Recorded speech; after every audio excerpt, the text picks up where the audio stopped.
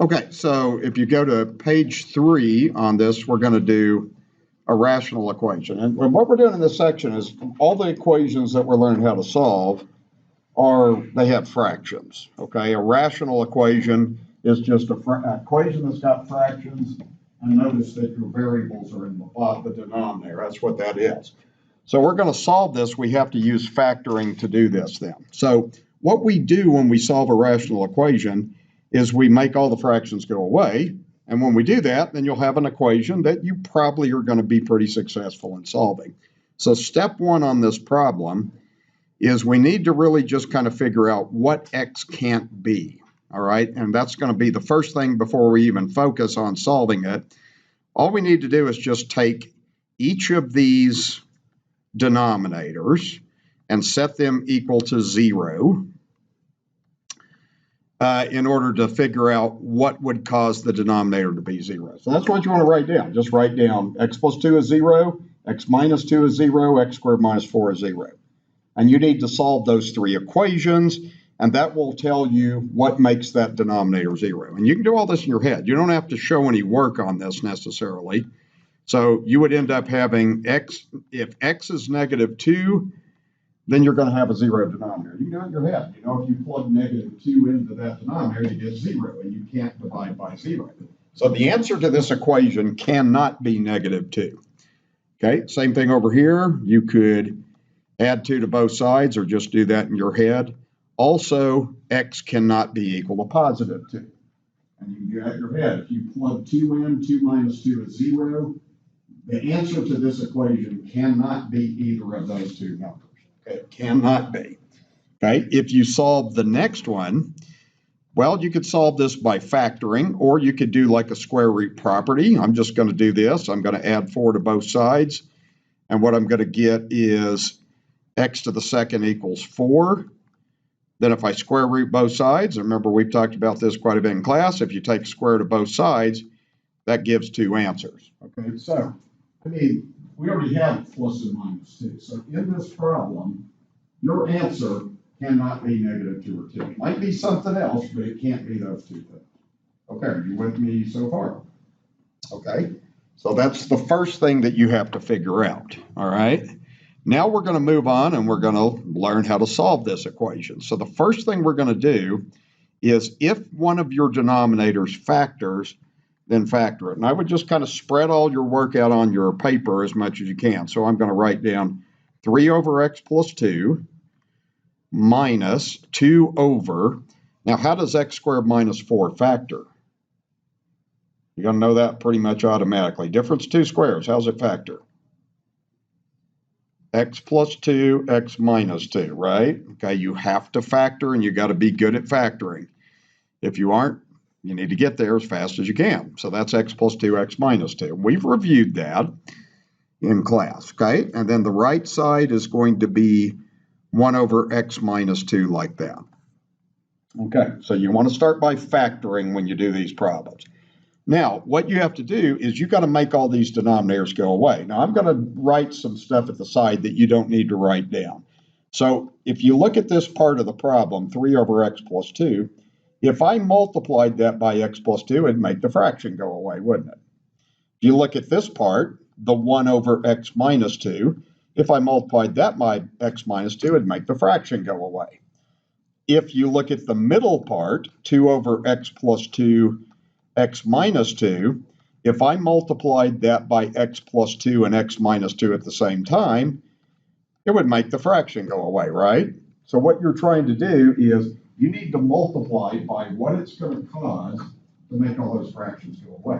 So you have to multiply by both x plus 2 and x minus 2 on this problem. Okay, so here's what I want you to do. We're going to put like a bracket around this side, and we're going to multiply this side by x plus 2 times x minus 2, and then we're going to multiply this side by x plus 2 times x minus 2. So the whole key to me for a student to be successful in this is it's all about how you write your steps. Okay, you got to figure out how to make the denominators go away. Once you do that, you'll be in good shape. Okay, now watch carefully how I do this. So I'm going to bring down the 3 over x plus 2, and I'm going to multiply that by what you see in red. I'm going to use red to kind of highlight this. I'm going to multiply that by x plus 2 times x minus 2. So I'm just kind of multiplying using the distributive property. Then I'm going to bring down the minus 2 over x plus 2 times x minus 2. I'm also going to multiply that by x plus 2 times x minus 2, like that.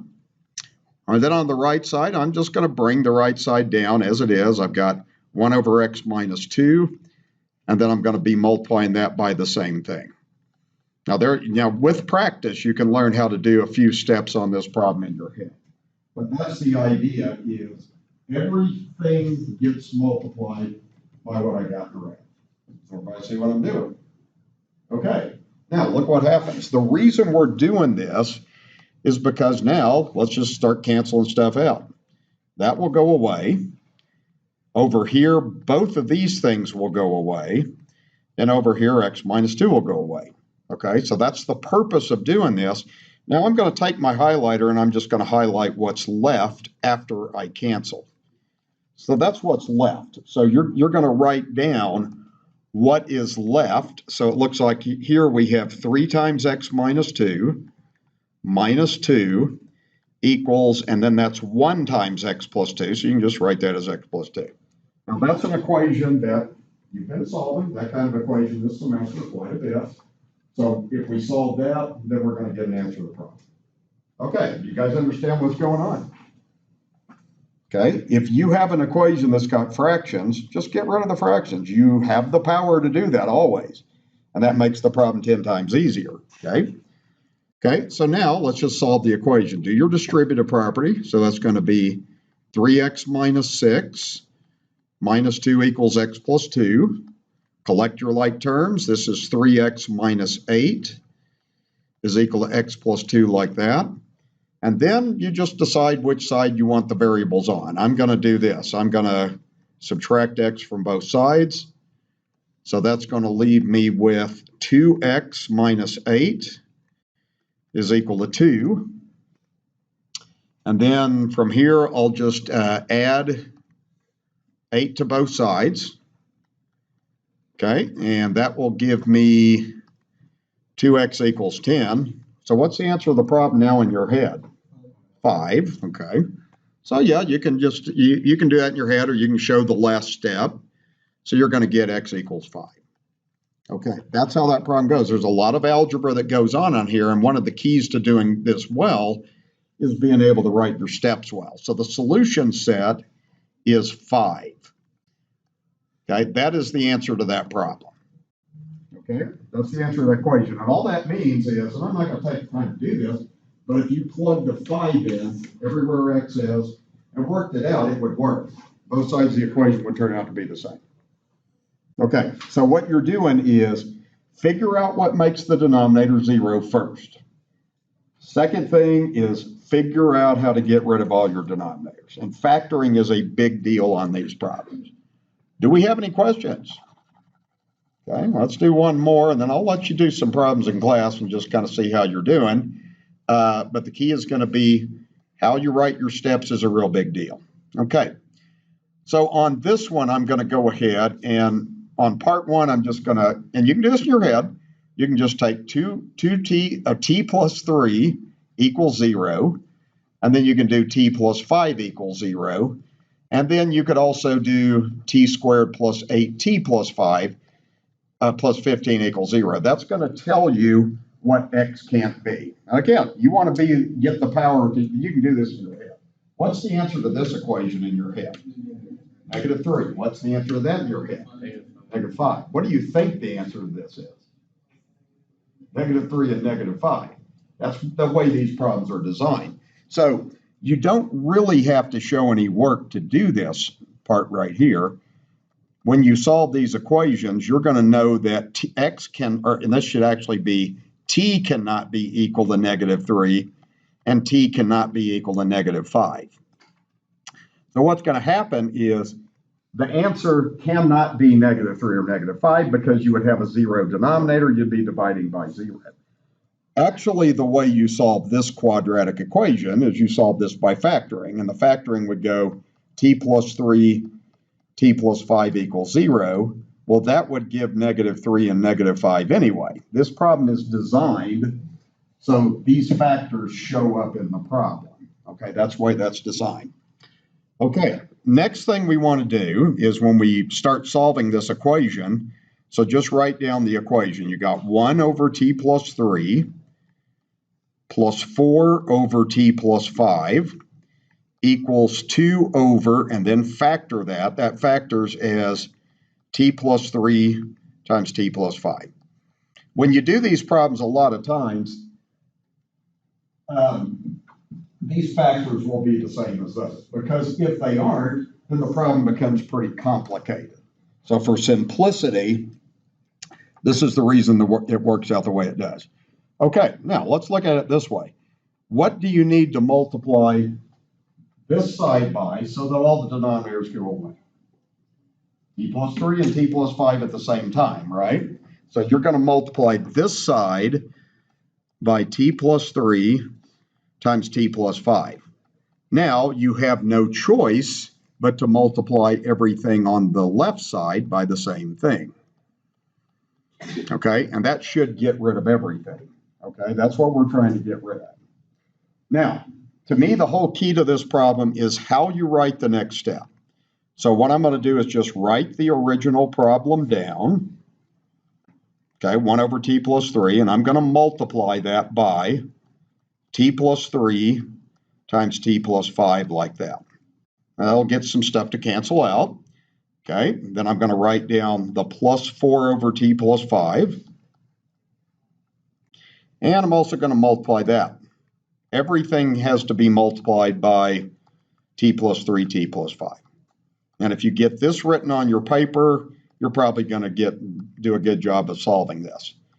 And when you're doing homework and stuff, I mean, sometimes it's good to take a different color pen because it makes the original problem jump out at you versus what I'm doing. So here's your original problem in black, right? Okay. All right, now let's just put this together, right? And you do have to take some time to write on this. Students a lot of times don't do well on these problems because they don't want to write all this stuff out. Writing makes it pretty easy. How you write steps is beneficial. So here, cross out the two t plus 3s. Here you cross out the t plus 5s. And on the right side, you cross both things out like that. Okay? I'll take my highlighter just to kind of show you what's left over after the cancellation. And then we're going to have a pretty simple equation we can solve. So this is going to leave us with t plus 5 plus 4 multiplied by t plus 3 is equal to 2. So now we have to solve that equation, which is a lot easier in the original, right? Okay, does everybody understand what's going on? Okay, all right. You're learning how to deal with an equation when it has fractions. Okay, so this is t plus 5. We've got 4t plus 12, since you've got your distributive property there, is equal to 2. Okay, combine like terms. Don't forget to put like terms together. 4t and 1t is 5t. 5 plus 12 is 17. That's equal to 2. Now from here it's pretty standard. Just subtract 17 from both sides. Okay, so that's going to end up giving you 5t is equal to -15. Okay, now what you can do from here is you can divide both sides by 5. And what you'll end up getting is t is equal to -3. Okay, now you got to pay really close attention to what I do at the end of this problem now. Okay, so I got t equals -3. So that's the answer, yes or no? Why is it no? Because we determined at the beginning of the problem that it can't be -3. Okay, because if you plug in that -3, it makes that denominator 0. So the answer to this problem is no solution. Now, if it's no solution, you can either write the word no solution, or the abbreviated thing is empty set. That 0 with a slash through it in mathematics means the empty set. So this is an example of an equation that doesn't have a solution. Okay, and a lot of times students say, well, why did I do all that work if it has no solution? Well, that's how I figured it out, that it has no solution. You can't just look at it and say it has no solution. You have to go through that mess to figure that out. Okay, but there are going to be times when this answer is not going to work. And we have a term for this. We call this, what we call this is an extraneous solution. An extraneous just means that the solution that we got, we did that all of our algebra correct. It just turns out that it doesn't work. So sometimes you'll have an equation, a solution that doesn't work, and that's called extraneous. And it's possible that you could have two solutions that don't work. So that's kind of the idea. You always have to check and make sure that that solution does not make a denominator zero. That's the idea. Okay, is everybody with me, you think? Okay, all right, let me do one more. And then I'm going to let you do some problems to kind of finish this up. But this one right here is maybe a little bit harder because of the factoring. Okay, so what I'm going to go ahead and do on this is I'm going to go ahead and I'm just going to solve this before I worry about what x can't be equal to. Okay, so, or actually I changed my mind. Let's just go ahead and figure out what x can't be equal to. So we just set each denominator equal to 0. And we solve these equations. These problems are all mostly going to turn out to work out about the same. Okay, and again, you can solve these in your head. So one thing we know is r cannot be equal to 5. Okay, 5 causes this denominator to be 0. If we solve this one, we'll have 2r equals -1. Then we can divide by 2. So another thing is that r can't be -1/2 either. Now, I'm not going to worry about solving that other thing, as it's going to give you the same solutions anyway. So we're going to go ahead and we're just going to jump into how you solve the problem. Okay, and you want to be able to do that in your head. You know that if you plug 5 in, that becomes 0, doesn't it?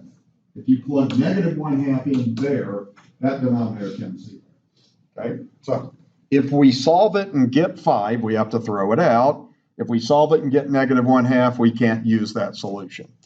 Okay, the thing about this problem that makes it a little more challenging to students is this factoring. And we've gone over how to do this factoring. I'm just going to do this over at the side.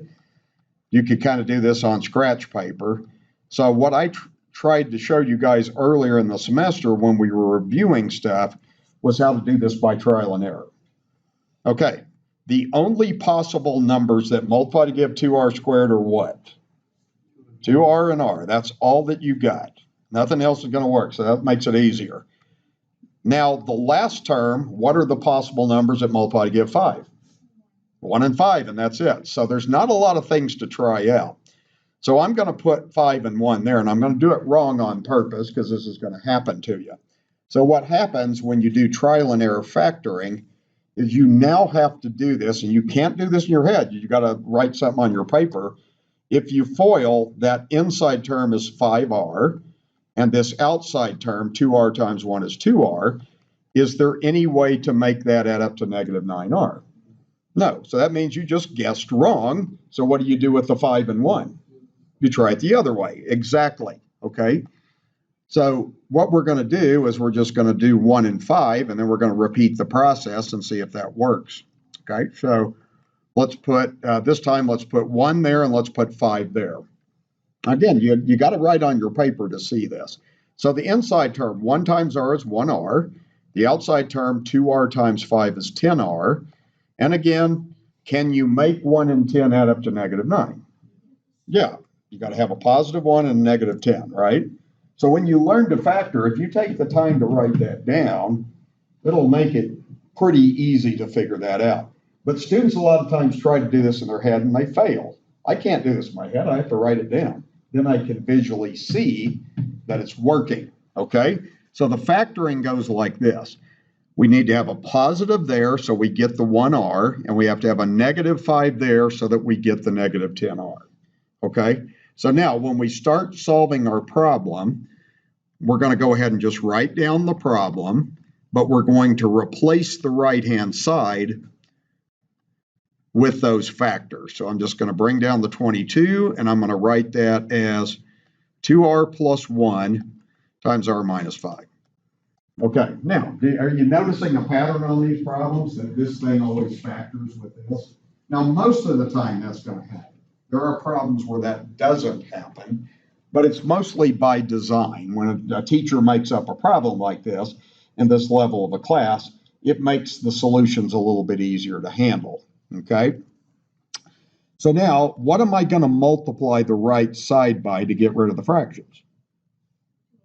2r plus 1 and r minus 5, right? I got to get rid of both of those denominators. And that is going to mean that I have no choice. I always have to multiply both sides of the equation by the same thing. So I have no choice. Okay? All right. Now, take the time to write this step out.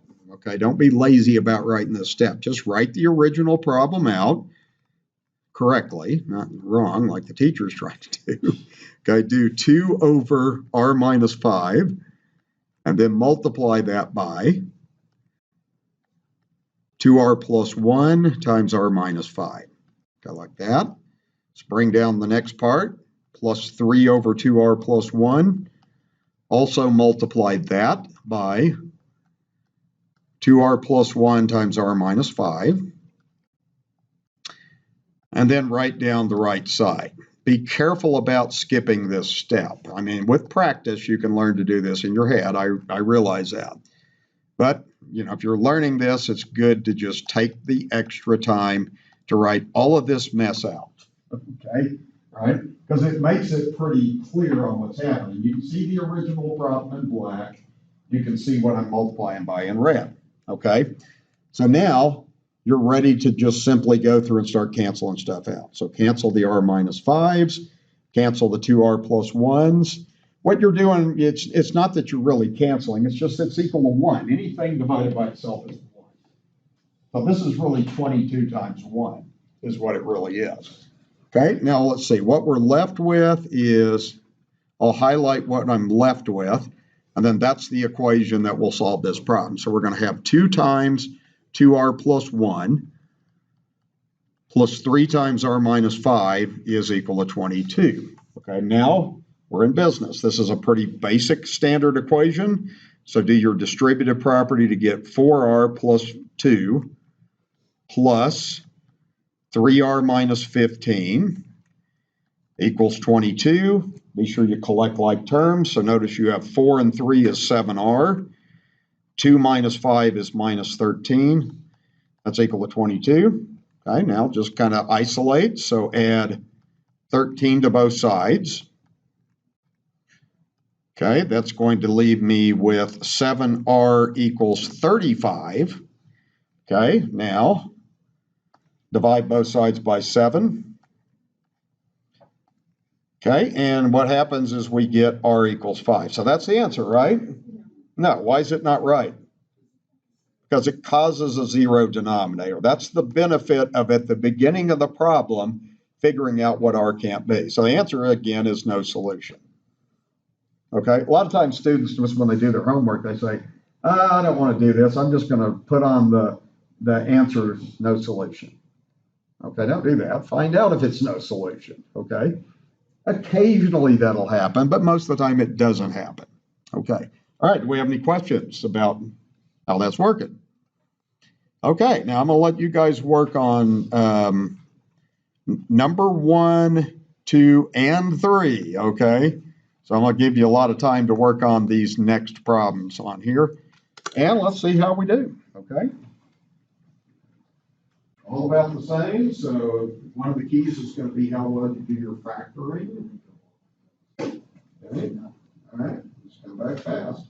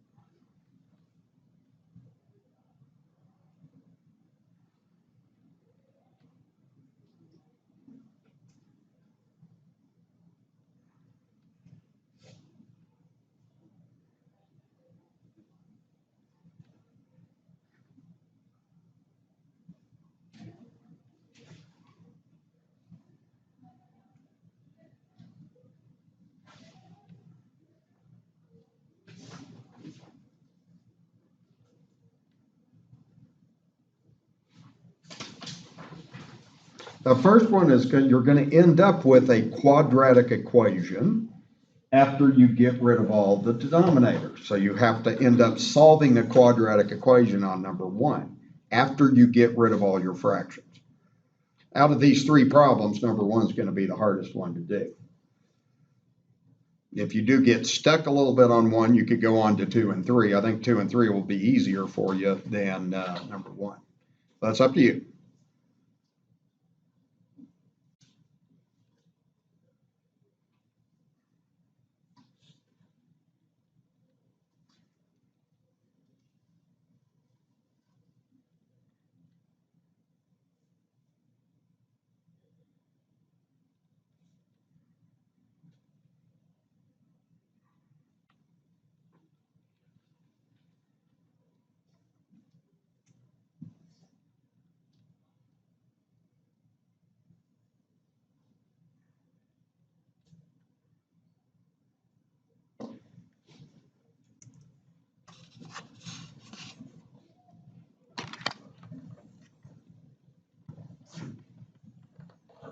Okay, all right.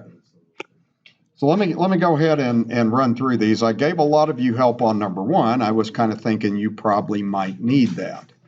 So first of all, your answer can't be 3 or -3 because that's what makes those denominators 0.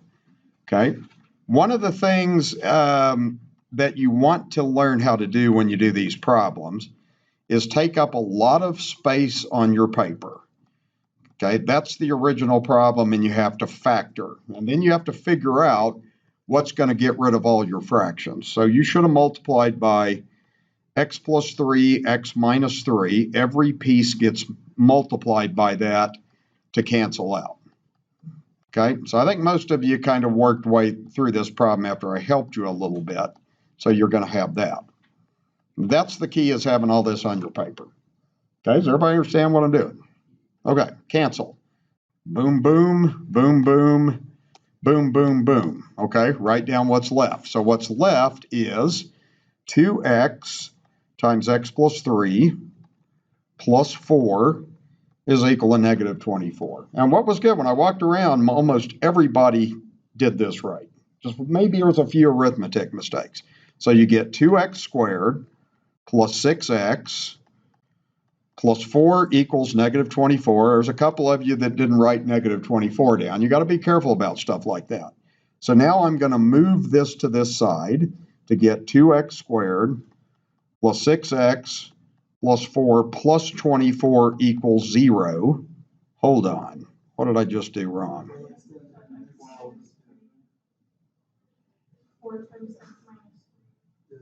What?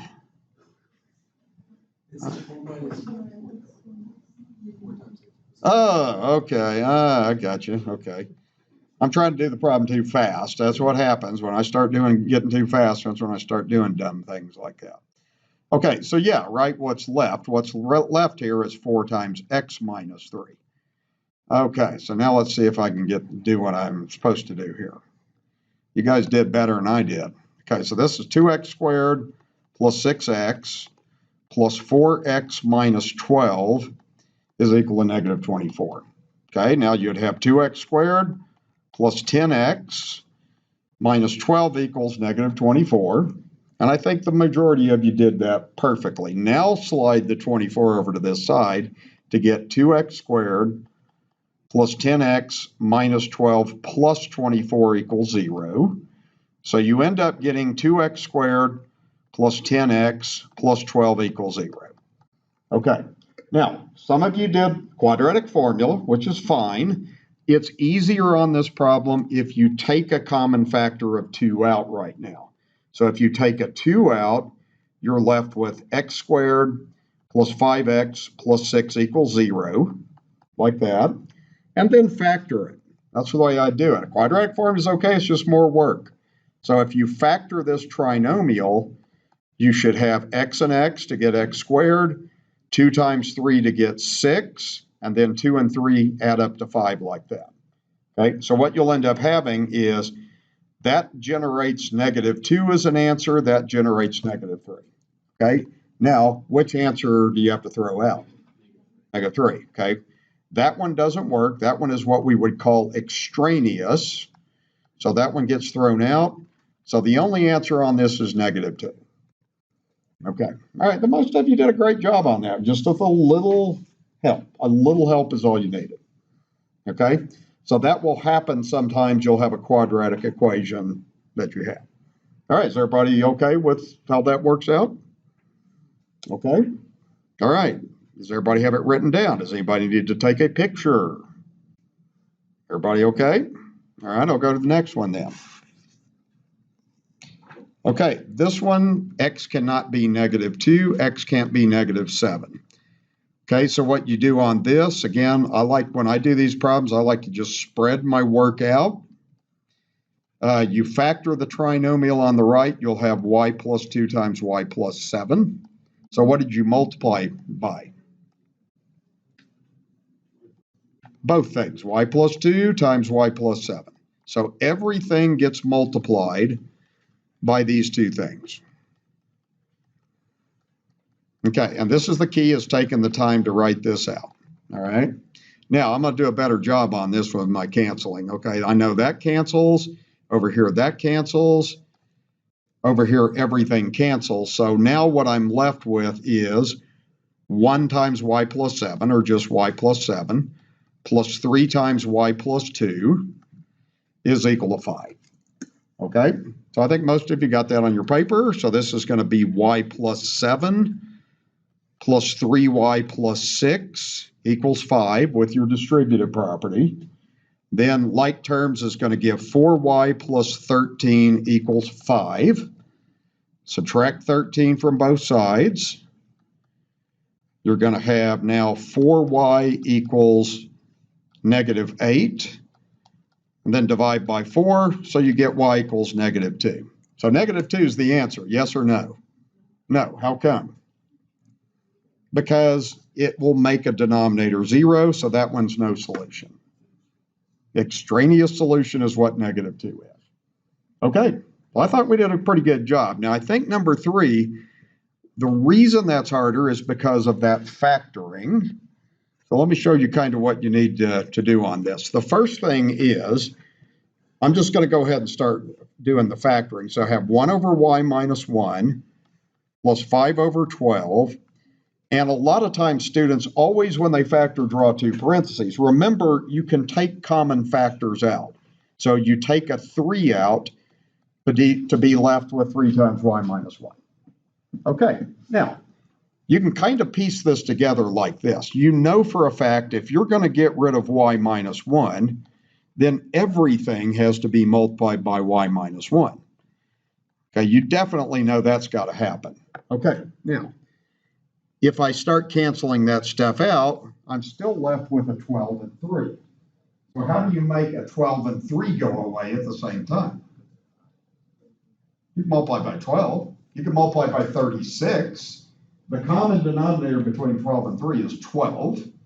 But 36 would work also. So what you also need to do on this is you need to multiply everything by 12. Okay, I think that piece right there, maybe some of you weren't real clear on. That may be where a lot of you are having trouble. Now, if I write down what I'm left with, that'll be 1 times 12. Over here, the 12s will divide out, and then you'll be left with 5 times y minus 1. Then over here, I mean, this is really -24 over 3, right? So that's -8. Or if you prefer, you could do this. You could, 12 over 3 is 4. So you're going to be left with -8. Okay, that's maybe the piece that a lot of you weren't clear about. Does it make sense why I multiplied by 12?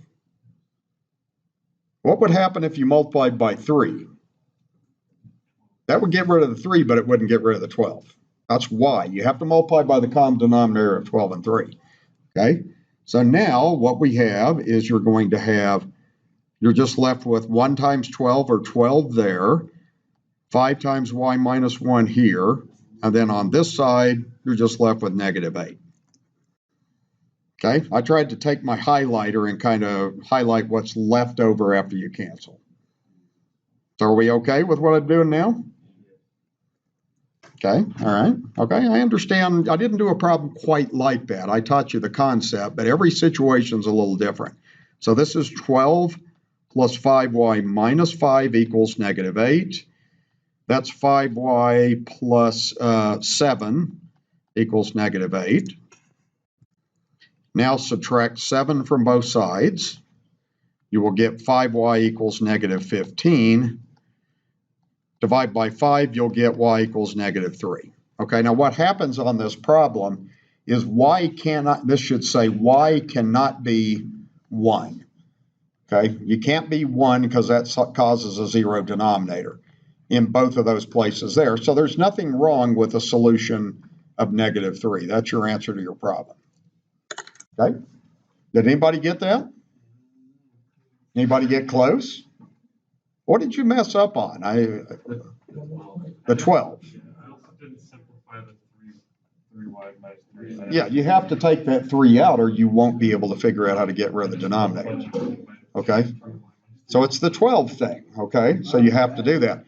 So don't forget when you factor, sometimes you just take a common factor out. That's what you have to do.